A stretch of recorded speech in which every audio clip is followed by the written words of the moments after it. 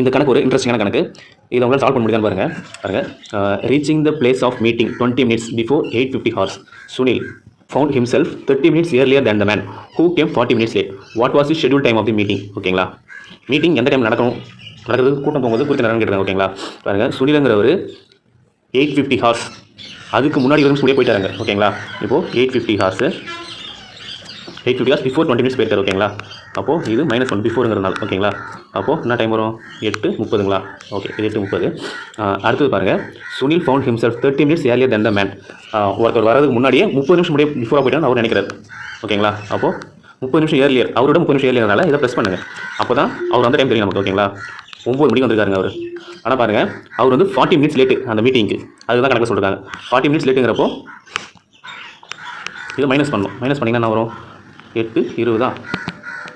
அப்போது எக்ஸாக்டாக schedule time of meeting என்னன்னா 8:20 தான் நமக்கு. அதுதான் ஆன்சர். ஓகேங்களா, இது என்ன கேள்வி பார்த்தீங்கன்னா, இது டிஎன்பிஎஸ்சி குரூப் 2 பிலிம்ஸில் கேட்ட கேள்வி தான் அது. ஓகே ஃப்ரெண்ட்ஸ், இந்த வீடியோ யூஸ்ஃபுல்லாக இருந்ததுன்னா சப்ஸ்கிரைப் பண்ணுங்கள். உங்கள் வீடியோ பிடிச்சிருந்தா லைக் பண்ணுங்கள், உங்கள் ஃப்ரெண்ட்ஸுக்கு ஷேர் பண்ணுங்கள். இதே மாதிரி மோர் டிஎன்பிஎஸ்சி QA சப்ஸ்கிரைப் பண்ணி சப்போர்ட் பண்ணுங்கள் ஃப்ரெண்ட்ஸ். Thank you so much.